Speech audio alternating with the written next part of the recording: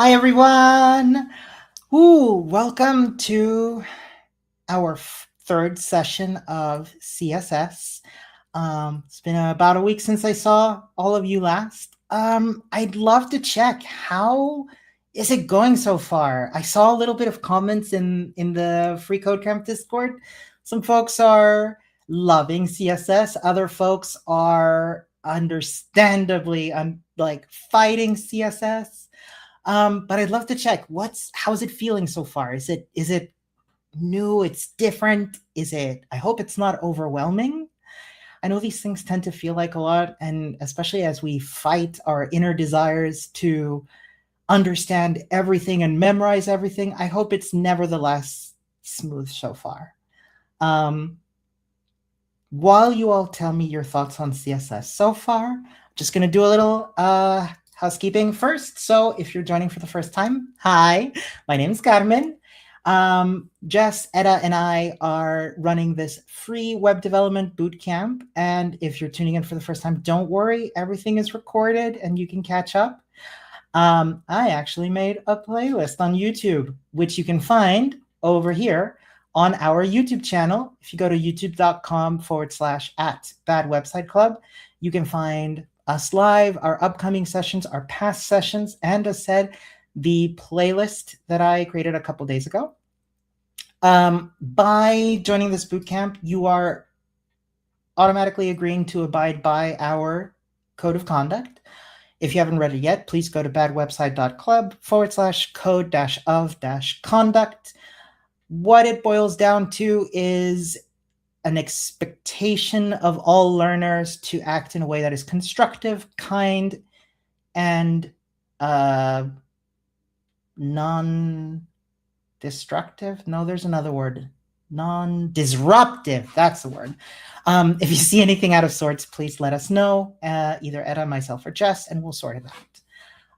You can follow the schedule for the bootcamp at badwebsite.club/bootcamps/spring-2026. And join the Free Code Camp Discord. We have a bootcamp discussion channel there. And please ask all of the questions there. Please answer questions there. Also do so here. That's why we're doing this live. And let's see. Oh, we've got some thoughts here. Let's see. Things are a bit confusing, but pretty good so far. I don't care for CSS that much. I don't find it confusing, but I don't particularly like beautifying text as a profession. I like this take. Super fair. Of course, there's more to CSS than beautifying text. There's also layout. There's also accessibility. There's also usability of a website. But yeah, super fair. Let's see what else folks are saying. I think I finally understand why my CSS never works properly. Thanks to Jess for explaining the specificity rules. For some reason, I used to think star and curly brackets override everything, even when in fact it is the lowest. That is very true. So, hello, this is my first class with you. CSS needs more digesting and practice than HTML. Totally. It's going to come up a lot.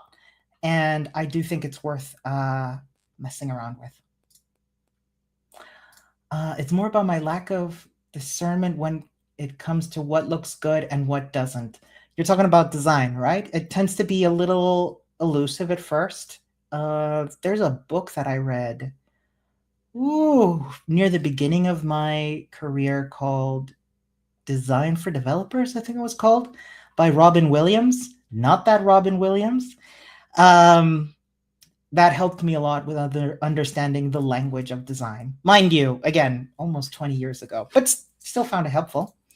Strangely, it's only when I'm doing the styling for other people's websites I discern so much. I'm very picky when it comes to other people's sites. Curse of knowledge, am I right? I love CSS, but I struggle with laying out web pages with CSS. Super fair. It's a lot at once. I love using it though, and was doing the round radius borders before it was everywhere. A trendsetter. I love it. All right. Well, let's get into what we'll be learning today. I'm gonna go ahead and share my screen here. Let's look at what we'll be covering today and the reading that we did before. So today we're going to be focusing mostly on lists and links, some of which we've already talked about a little bit, especially when we went on little tangents, which is always fun. So first we'll be looking at spacing list items using margin or line height, list style properties, which we played around with. Was it last week? I think it was last week when we were playing with accessibility. Default link styles and why they are important, and how to style the different link states. Then we'll be looking at the build a stylized to-do list, should time allow. And yeah, as always, we've got our notes here, but these are all living on GitHub, and you might have seen some folks already making contributions online. Highly encourage you to hop on the Free Code Camp Discord if you want to look more into that. And yeah, let's look at styling list items. What I'm going to do here is refresh so that everything is working. And yeah, let's look at list items. So what we have here, for example, is, can everybody see this okay? If the font text needs to be bigger, I've already made it larger myself, but if y'all need it to be larger, all you need to do is shout in the chat and I'll fix that for you. So yeah, we've got an unordered list with 3 items in it, and this is how my browser, as I'm using it right now, Vivaldi on macOS, styles it. Now, what's important to bear in mind here is that this is applying what are default styles. So every browser comes with a set of default styles. This means that if we were to, and because we love to mess around with the developer tools, let's inspect this element. Then I need to make my, look, not you, I said. I need my console to be larger. Thank you. And let's scroll down real quick because I want to look. Please make it larger. Can't see a thing at all. Okay. Gonna make it larger on both ends here. That's a bit too big. Okay, hopefully that's better. Thank you for pointing it out. Now, if we look and inspect our list item here, remember, we have here some default styling. And I just want to quickly walk through it here in the DevTools, because I think it's important to bear in mind that, yes, the browser has a bunch of default styles. And you can see here, user agent style sheet. This is the styling that's applied by the browser. So if you make a website with HTML and don't write any CSS, the browser is still going to apply CSS. This is the user agent style sheet. So we have, let's go all the way down. So we have the pseudo element marker, which we remember when we were messing around with markers before. And we have here the default styles applied to that. List style disk. I don't know what disk means. Probably disk as in a circle. Display list item, Unicode BIDI isolate. What is this? The level of embedding with respect to the bidirectional algorithm. Cool. That's a thing. What I wanted to display here is that CSS is being applied automatically, which we knew from before. But we can also have it apply its own CSS. I'm sorry, we can also write CSS to, for example, affect the space between each list item, right? So each list item is going to have a bottom margin of 40 pixels. And we can see that here. Now, yes, every list item we can see in our inspector has a margin bottom of 40 pixels. And in fact, if we hover over it here, we can see The blue, remember this is the box model, the blue is the size of the element itself, and the orange represents the margin.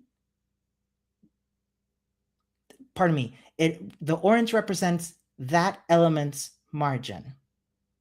So if I hover over each list item, we're going to see bottom margin here and bottom margin here.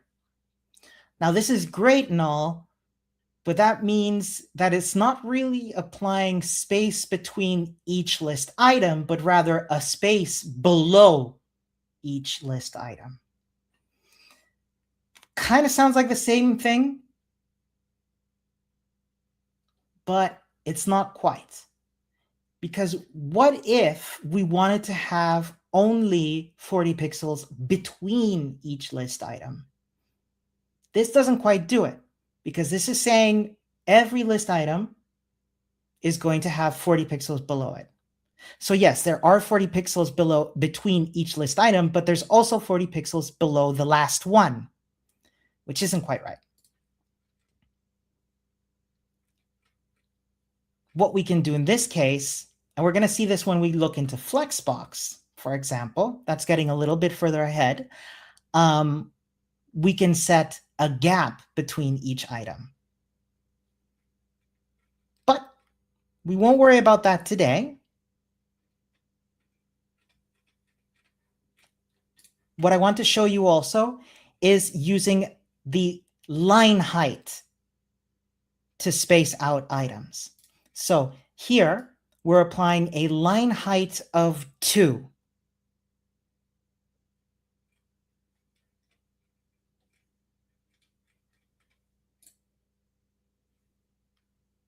So let's inspect once again.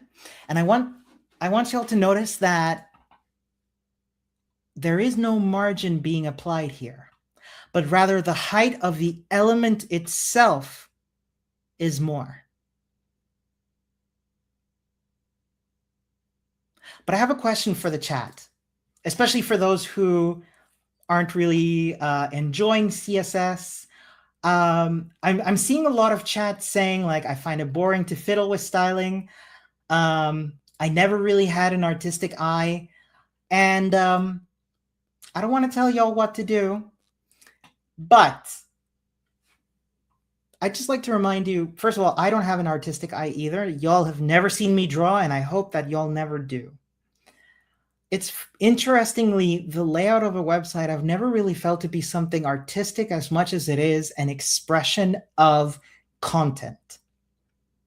I know that sounds a little woofy, but what I'm trying to get at is that I like to think of CSS not so much as design, but rather user experience.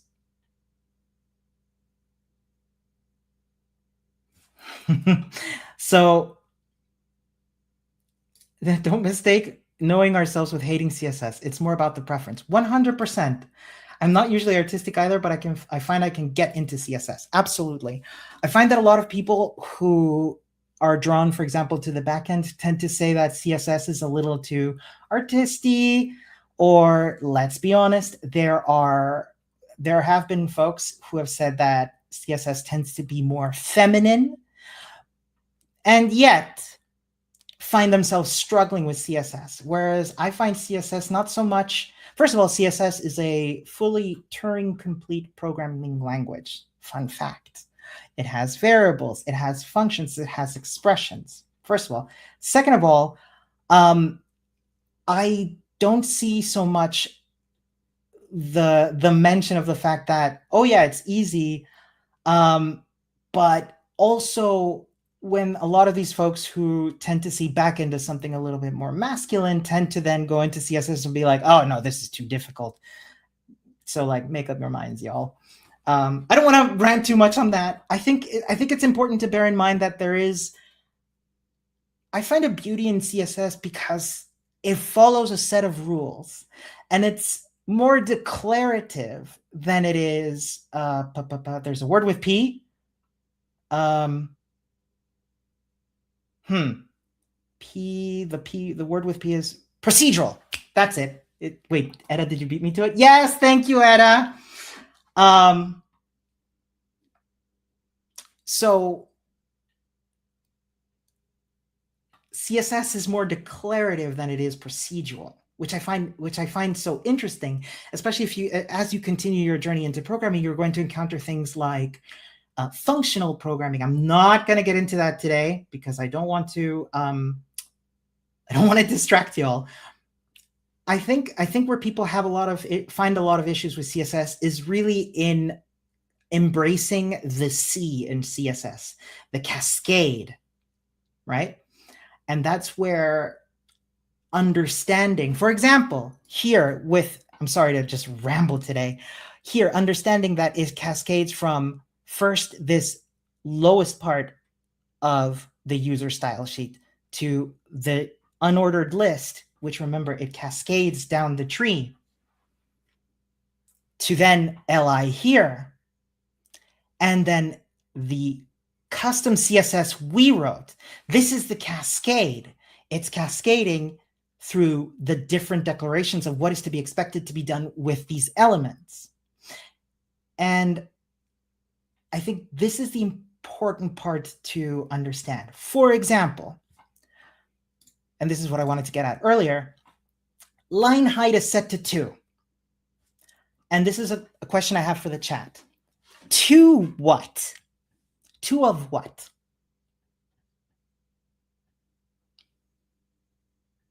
And that's a question for everybody, because I could set the line height here to be, can I do that here? I can do that here, can't I?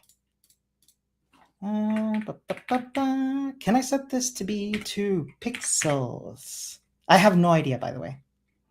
Can I? Yes, I can. Cool, cool. Yes.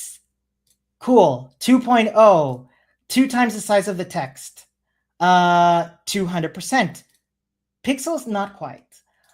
2 lines of standard line height. Font size. Question for everybody. What font size? I don't see a font size declared anywhere. Let's look at this other tab here under computed. So these are, again, the computed, that is applied font styles from the user style sheet, the user agent style sheet. Here we go, font size. So at the very highest level of the cascade, that is the body or the HTML, you have a default body font size. Mel says 16 pixels usually. Really? I have no idea. On my end, it's 12. And here we're saying you need units declared alongside after the 2. Not necessarily, because we can have, for example, if I go back here, there we go. So if we set this to be 2, it's going to be, so it's the default font size times that number. Exactly. Mel is saying I tend to do 16 pixels, easier for more people to see. Love that. That's a really good way of approaching it. And that enables you to use relative units, because this 2 here is relative to the default font size. So if we go to line height, please look at that. Wait, that's not 2. Hang on a second. Who's making me look silly? Hang on a minute. I was sounding so smart, and then my browser had to make me look silly. Cool. Right click. Inspect. There we go. 32 pixels of line height. And where's the font height itself? Where's the font height? Where's the font size? I mean, line height 2. Yeah, that's good. Where did my font size go? You know what? Maybe the font size is 16 pixels. But I would like to know that. I would like to know that for sure. And usually the computed thing here tends to be showing me everything. Show all. Silly me. Scroll down to font size. Where is font size? 16 pixels by default. Thank you, Mel. Yes. So font size by default is 16.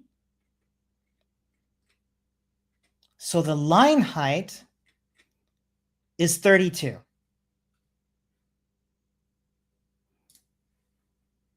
Why was it showing 12 before? Thank you, Etta. Cool. So we saw that we can use the line height to set the space, not the space between, but rather the height of the line. So the 12 was the fallback set on my browser, most likely. I have a question. Which is preferable for you? In the meantime, let's look at the questions here. Which CSS property would you use to create space between list items by adjusting the space outside each list item element? Padding, line height, margin, or border? But yeah, I wonder which one's better.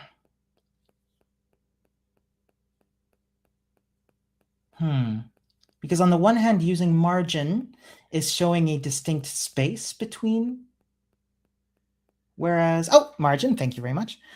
Given the CSS rule li margin bottom 15 pixels, what effect does this have on list items? Adds 15 pixels of space inside each item, adds 15 pixels of space between the content and border of each list item, adds 15 pixels of space below each list item, or adds 15 pixels of space above each list item. Interested to know what y'all think. As for the line height itself, I like what people are saying here. Margin sounds the most natural, but depending on the circumstances, I can see setting a padding too. Interesting. Margin will be useful if we have list items inside some div, I think. I mean, the list items are always going to be inside a unordered list. Ideally, they shouldn't be inside a div. But yeah, what do we think about this question here? So margin bottom 15 pixels. What does it do? Oh, I love that folks are giving themselves back pats for little wins. Love it.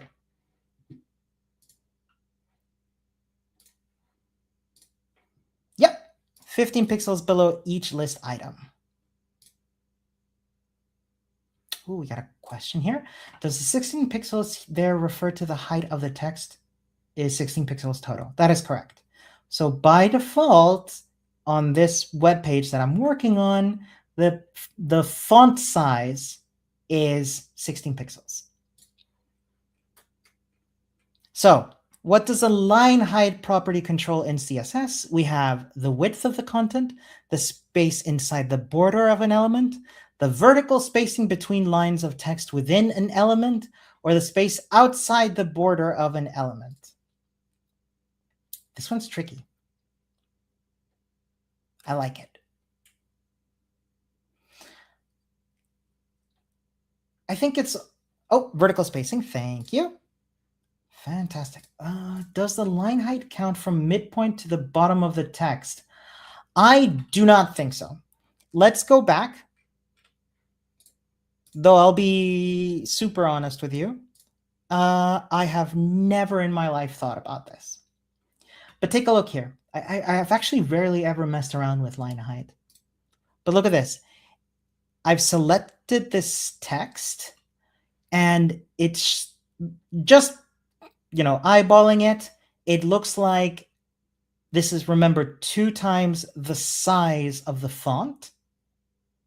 And it looks like you said, aligned to midpoint. So it is from top to bottom, 32 pixels. So, we're done here. Wait, why am I not getting progress? Oh, I'm not signed in. I need to sign in again. Nevertheless, we done good. So we'll pat ourselves on the back. Pat, pat. And we will move on to styling list styles. And this we looked into a little bit. So we've got 3 list style properties. We've got list style type, position, and image. Now, when we declare a list style, we can either write list style made up of these 3 properties or one for each, one declaration for each. You'll see what I mean. So let's look at using list style type, which changes it from the default disk, right, to a square. If I could spell square correctly. Cool. Is there a triangle? Nope. I don't know what else there is. Let's stick with square. I have a question for the chat. What we see here is list. So we have a UL with the style set to list style type square. This is what's called inline CSS.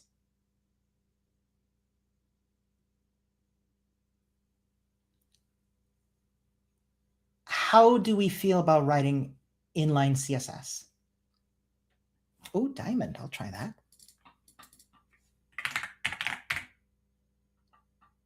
No?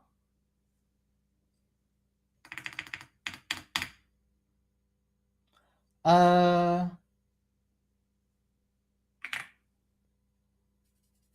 go with square. I'll stick with square. Cool. It is outdated. Can you elaborate on that? In the meantime, LOL is asking, does it parse it in that order if we declare list style? You can skip some of them. Sometimes CSS can be a little weird about it. What I don't know off the top of my head, but you can look it up on MDN. We can look it up in a bit. Let's keep this bookmarked for now. I love this question. The default of UL is disk, but when we don't mention the style property, why is the style falling back to numbers? Now, the default being disk is written by the default browser style sheet. However, if I leave it blank, the default browser, Incorrect. Cool. If I write an invalid list style type instead of falling back to the default style sheet, it is actually reverting to numbers. Why? I'm going to put this down to browser quirks. I don't know. We could find out, but what I would recommend is sticking to a valid value. I mean, we could inspect. Why not, right? Inspect. So computed. What was it again? List style. L is for list style type. Incorrect. See, we can see, like, first it tried to apply disk by the user agent style sheet. And here it's just like, well, I tried using this, but it's not a valid thing. So I'm just going to put numbers. I think it's a browser quirk, honestly. Okay, more questions. What is the pixel size browser assigned to text elements? I love that y'all expect me to know this by heart. I do not. Let me open up an HTML editor and let's just write some stuff, huh? Let me just make this larger. There we go. H1. Bad. What I really want to illustrate here is that, first of all, this is going to be different between every browser. Most likely. Collab. All right, well, let's find out. So inspect.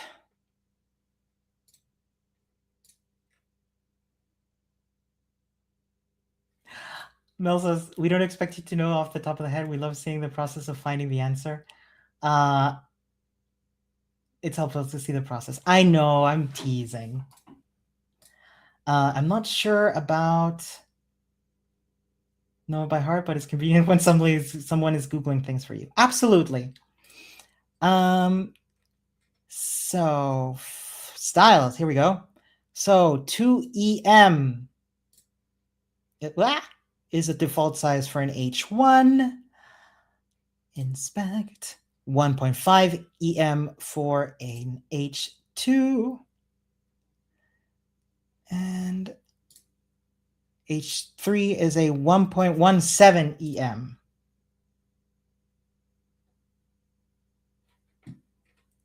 So there's your answer. I love that folks are saying, by the way, inline is like, let's try this out quick and dirty.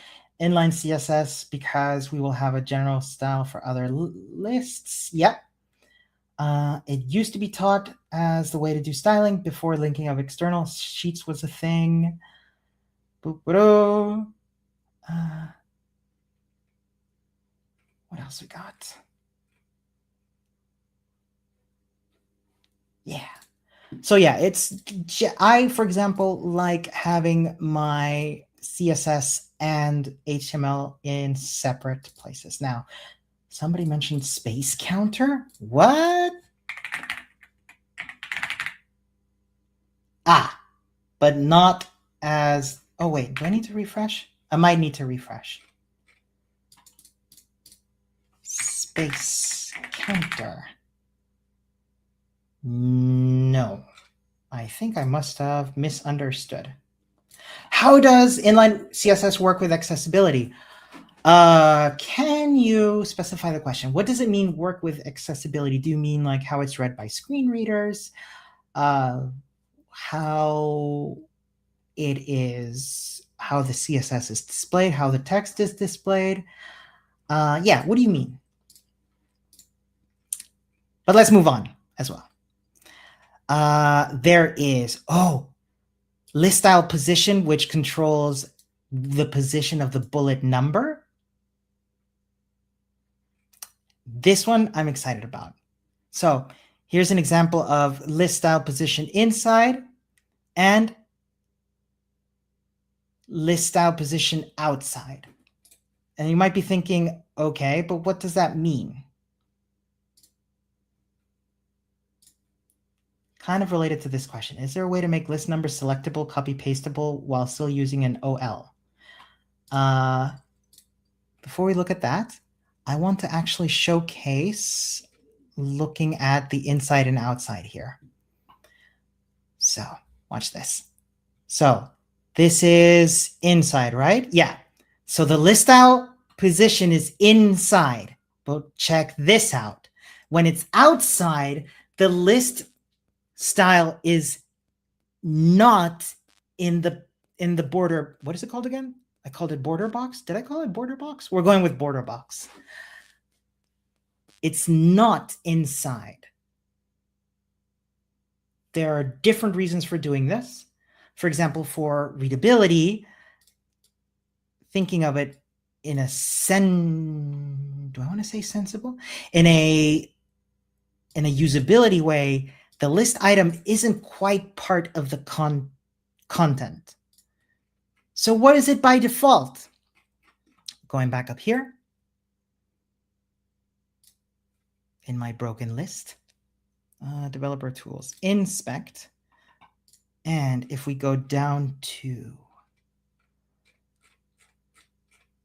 list style position, by default, it is outside. Now, this can be important, for example, for messing with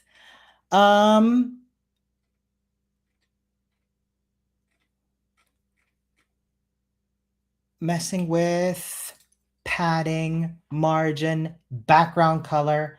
This is where you'd want to do where you'd want to decide between inside and outside for styling your list item. So is there a way to make numbers selectable, copy pastable while still using an OL? I don't know off the top of my head, but I like this reply. You give it the value decimal, which gives it numbered seem evil somehow. You can also write the numbers into the list.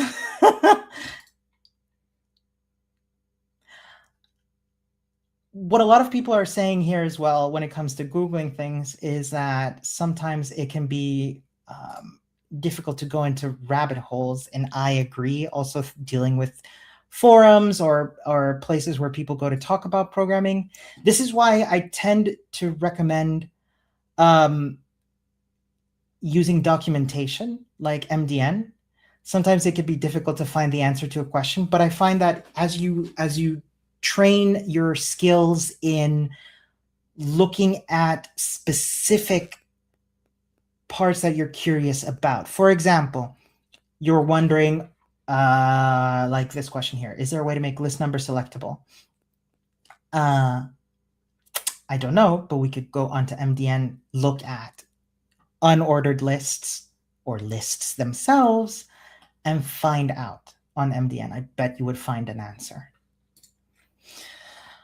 Moving on, however, there's one more, and that is the list style image, right? Which, yes, lets you, here we've got some more inline CSS, and it's listing the list style image and giving a URL to a free code camp avatar. I'm just gonna make the text a little bit larger so we can see that better. So item 1, that is huge.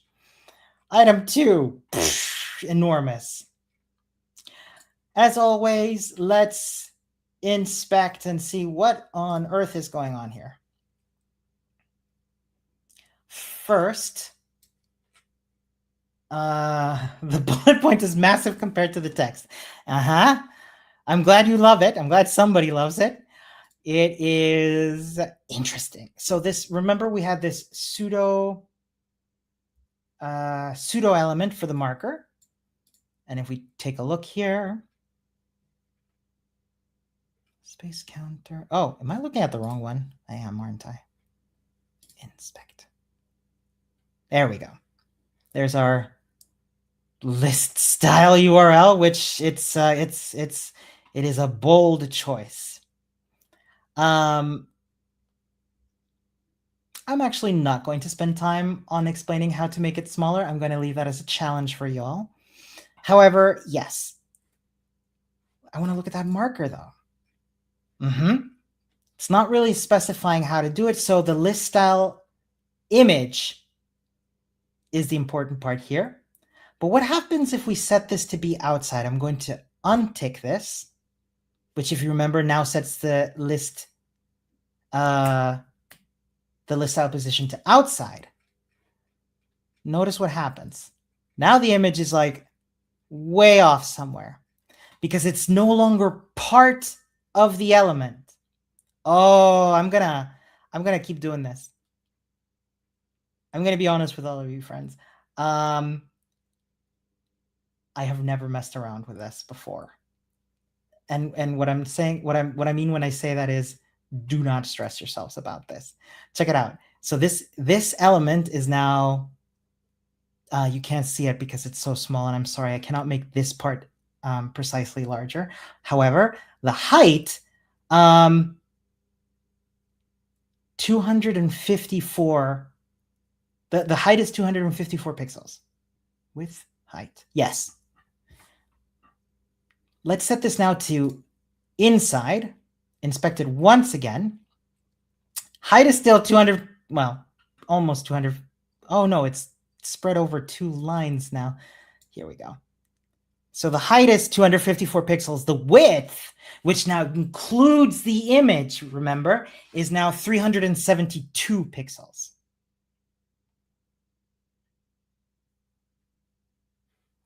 Eluadel saying, when I look up documentation, it looks like this. I want to learn how to declare a function in Python. Looks up documentation. Okay, what does string literals are immutable mean? This is a really great point of contention and annoyance, Eluadel, and I'm going to say something that you might not like to hear, which is ignore it. Sometimes you have to learn. So sometimes you have to know when to parse, which parts to parse. Too technical, also not noob friendly. Then I go look up string literals and immutable. And I'm going to be honest with you. This is the trap. Sometimes when you find just the part that is showing how to declare a function, you can ignore the rest. And like knowing which parts to parse is the tricky part here. However, you read that string literals are immutable and you're like, okay, it's going to come up sometime later. And you're going to be like, oh yeah, I remember reading that in the Python documentation. Yes, it takes time to understand when to stop and get out of the rabbit hole. And this is something that I keep trying to say. We are not computers. We don't have immutable storage. We can't store all of this understanding at once. Mel says, I skim through documentation even if I don't understand any of it. Things will click later, but links I avoid now because I never read more than a few words otherwise. Is there a list style item for size? What do you mean? I'm sorry, 17PR Jane, I'm not sure I understand the question. Is there a list style item for size? How do I close my inspector? Cool. Let's keep going, but I want to hear what you mean. What I was talking about before, by the way, list style can be a combination of those three properties. Here's the type, here's the position, and here's the image. Oh, list style item small to shrink the icon. List style item small, I don't know. I'm a little lost. Can you tell me what we're doing here? We're talking about how to style lists in CSS. So right now we're talking about the list style property, and we're looking at square, inside, and URL, which remember is the type, the position, and the image. If we go down here, shows us the type, which is what again? Square. Actually, what happens if I make this disk? Nothing, because it's being overridden by the image. Now, the question might be, when do I use list style and when do I use each of them? What happens if we mix up the order? Let's find out.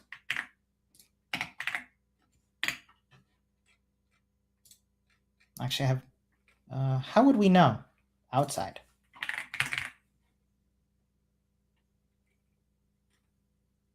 Nothing. I mean, it works. Huh. Wait, what? Let me try the image first. The type will apply when URL fails and falls back. Yeah, but what if I put the image first? Well, I'll be darned. Okay. Order does not matter.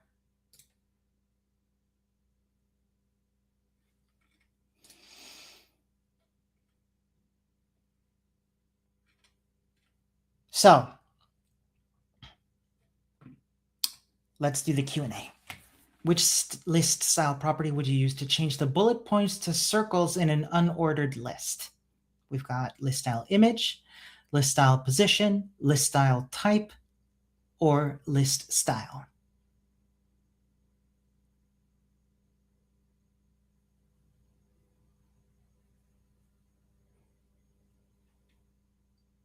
This is to change what they looks here.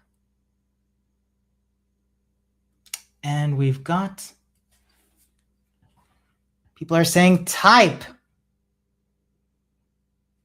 Hey, Silvio, good to see you.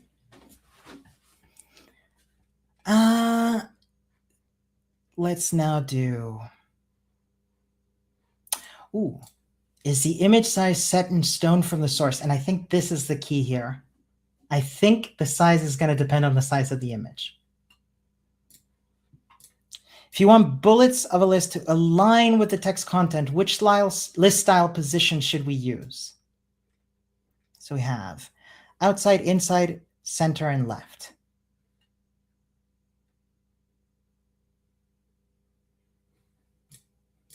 Why are the bullet point icons so big? Can you teach us how to fix it? Are we talking about the image now or the are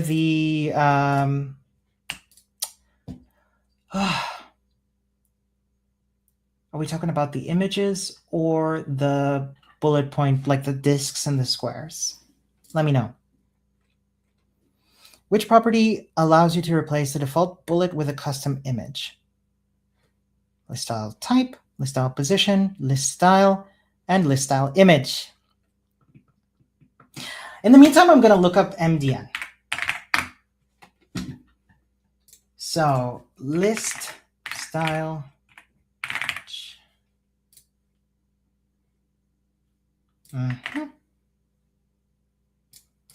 Okay, so you want to know how to make the free code camp logo smaller. And that is the image itself. We'll check our answer. Looks great. Pat, pat. Let's keep going.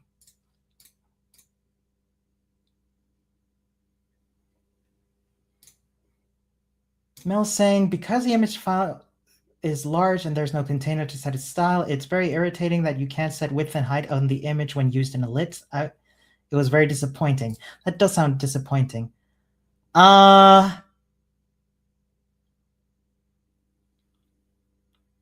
That's not going to style us from.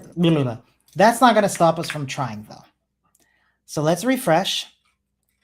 Scroll down to this free. No, I want to mess with the cat one. Yeah. All right. Inspect.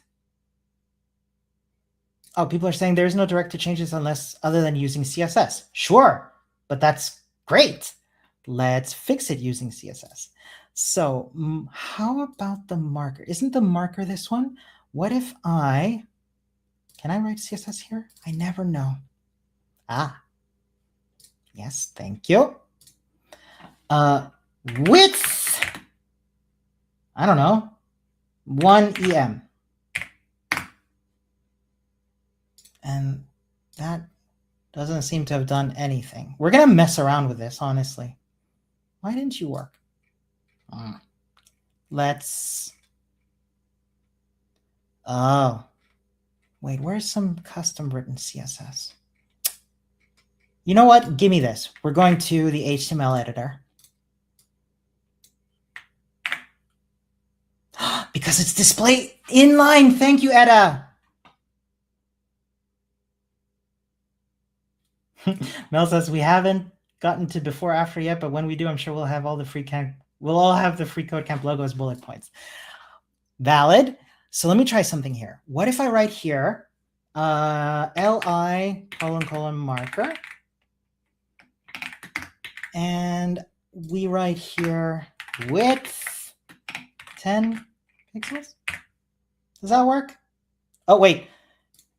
Display inline block, please. No. Let's inspect. Display list item. Where's my marker? Yeah. With 10 pixels. Block.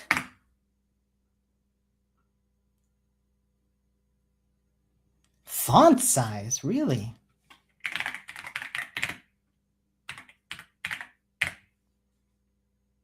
Yeah, but I don't want to do that. I want to change the size of the image.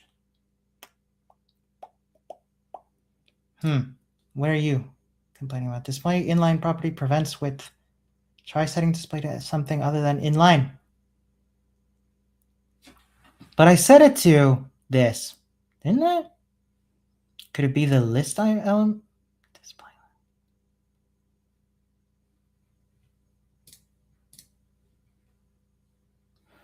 Marker. How did I access this HTML? What I did was I expanded the list item and then went to marker. Why are you so big? To change the size of the bullet, you got to use pseudo elements or something like ULLI marker. Yeah, which I did. Maybe use background size? Background size. Cover? That don't look good. Well, that's annoying. Let's keep messing around with this. User license style sheet. Display list item. No, I want the marker. Maybe use background size property with pixels. 10 pixels. No. We're going to get this working. The font size only works if the marker is a text or emoji. Good to know. What I don't understand is why the width isn't working. Am I going to have to do something forbidden and write important? Nope. Never use important, folks. It is possible, but not recommended. What did I do here? There. Display. I'm just going to display. What have we got? Block. None of you are playing nice today, huh?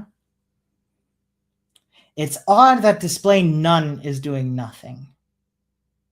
That's weird. I am not happy about that.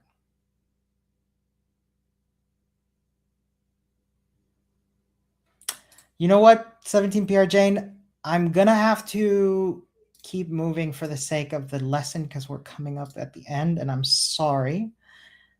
However, would height work?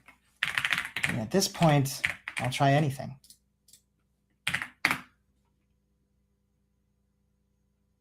So here's the thing. Let's look at that image real quick. Let's keep this discussion, by the way, going in the Free Code Camp Discord, please. Yeah, so this image is 281 by 281. I mean, if anything, folks, this to me is just, try the easy way, copy paste the image into image software, resize, then save the new sized image file. Yeah, but like CSS should be able to do this. Can we take this? Can we move this over to Discord, please? I just want to make sure that we cover everything today because we still have links. Oh, can you change directly in UK style links in elements palette? Sorry, I don't know if I understand. What is UK style? I'll keep that tab open, but let's keep going. Yes, so the way links work, we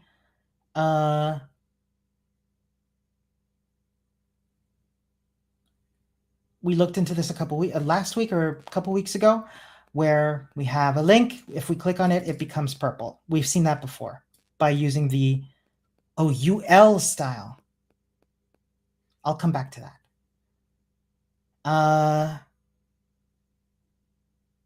So yeah, a link with an A element with the property link is underlined by default, and if it's visited, it becomes purple. And remember, these are applied in this order. Shout outs to previous time I talked about that. What we're saying here is that this is the way this is done by default in order to have further familiarity and usability. This is a point of accessibility as well. However, what's important is that we can use this for when we talk about accessibility. It's not just about screen readers. Remember, it's the fact that you and I, folks, how many times have we seen pieces of text that we didn't think were links but turned out to be. That's because developers might have changed the CSS of those links for those specific states and then left us all confused because we are used to that up there is the link, I mean. We'll copy to Discord later. Thank you, Jane. I'm sorry, I'm just all over the place. Right, we're used to links being underlined in blue. We can change it a little bit, and we see this on some websites, but generally for the best accessibility, underline blue. Change the color a little bit, sure. But most of the time, best to stick to blue. So what happens when we mess around with it? For example, using border bottom instead of underlining. That's fine, just make sure that they're still distinguishable as links. By using border bottom, for example, it still looks like it's underlined. That's okay. What's also really important to have is a hover state, right? So for example, when we hover over the link, we see, okay, this is going to do something. It's a link. And when we click on it, we can see it's being activated. People do this a lot with buttons too, to give them that sort of like tactile feeling. So we're just going to breeze through this. So why is it important to have a distinct color for visited links? It makes the website more colorful.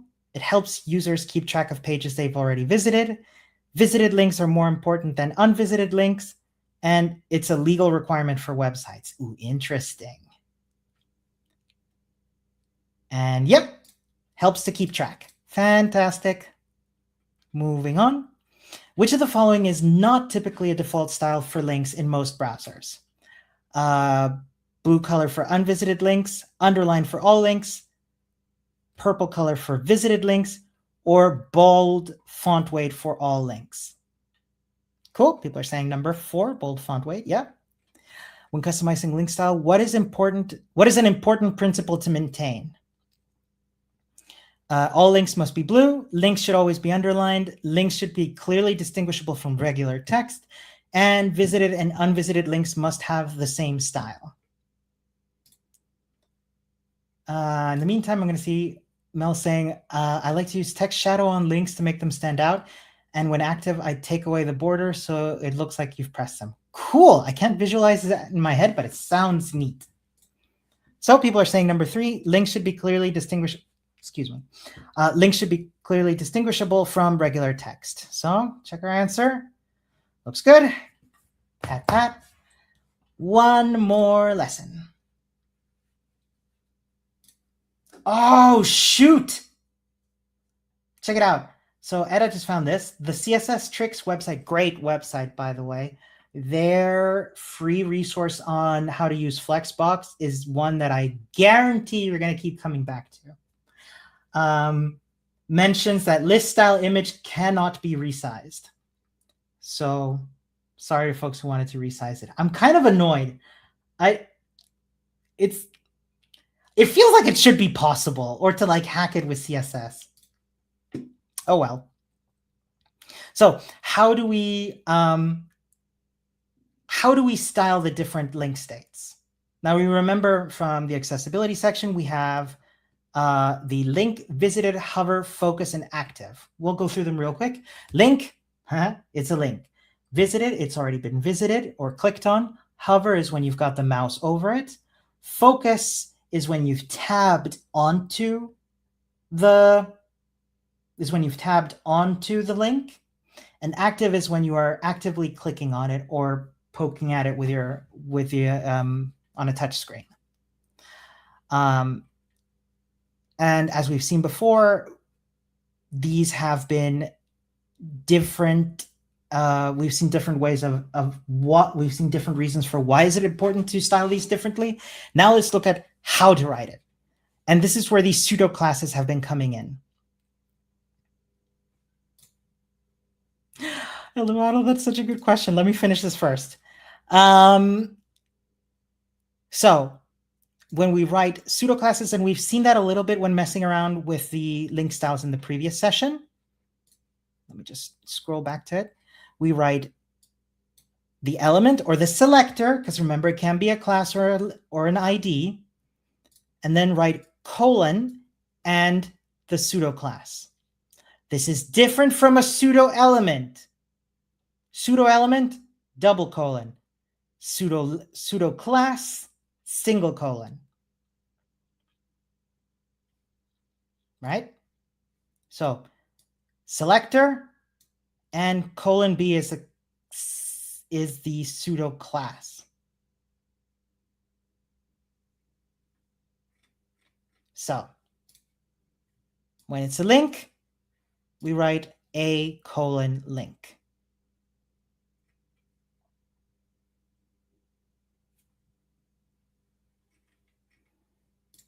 When it's visited, we write a colon visited. I'm going to click on it here, go back, now it's green. When it's hovered, changes to green.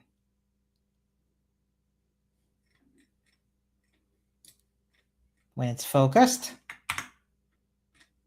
excuse me, computer, where did you go? When it's there we go. When it's focused, we set an outline or the border to be 2 pixels, solid, and orange.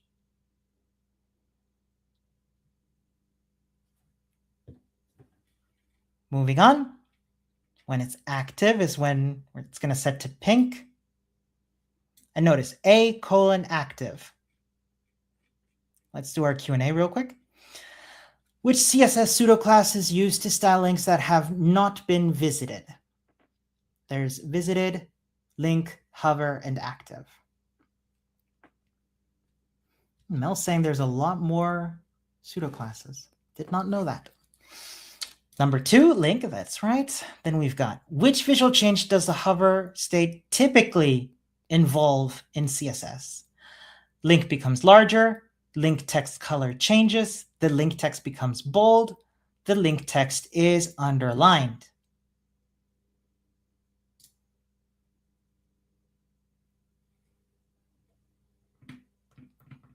Number 4, I would have thought it was the color changes. Yeah, I think it's the color changes. Yeah, sorry.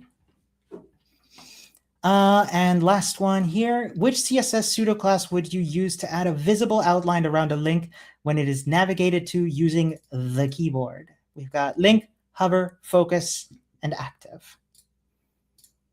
I'm so excited about that SVG question because I have no idea. And we're saying, well, it's not number 2, it's focus, because hover is used for when we move the mouse over it. Whereas the focus is for the, oh, did I click on active? Whereas the focus is for when you tab over to it with the keyboard. So check our answers. We did good. Pat, pat. Now, SVGs, huh? What if we use an SVG, how does it decide what size to show and what not to? Oh, actually, let me bring up MDN because it's there. Let me make it larger. Okay, so check this out. List style image, URL, blah, blah, blah, shared assets, images, examples, rocket.svg. And it seems to be setting a certain size, which is cool and all, but as you excellently asked, how does it decide? Thank you. So developer tools, inspect, and this is why I keep insisting on documentation. I love documentation. Doesn't it take it from the font size? That's what I suspect too, but let's find out.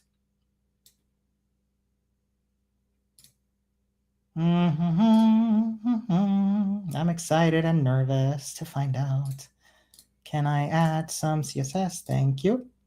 So Font size 100 pixels. Interesting. So it made them larger, but it did not change the size of the SVG. Now I wonder if that's because I wrote that into the marker as opposed to the LI. So let's try that for the LI real quick. It's using important. It is? Well, it shouldn't. Font size 100 pixels. Well, the font's huge now, but it's not setting the size of the SVG. This is going to haunt me. It's using important on the marker style. Where's that? Text intent. Oh, you mean here, right? No. No. So, it's not font size. Folks, we are past the hour, and I'm afraid I'm going to invite all of you to continue investigating this on Discord, and I apologize.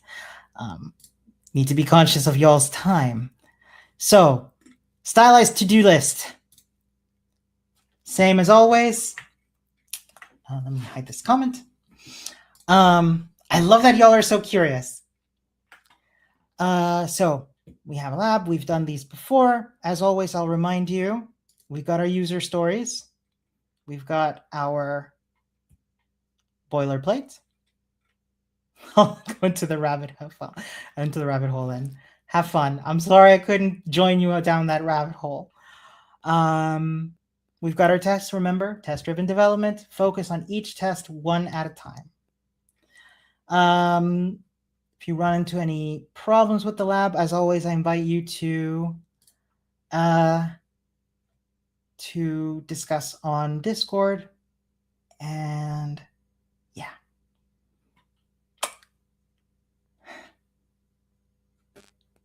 Okay.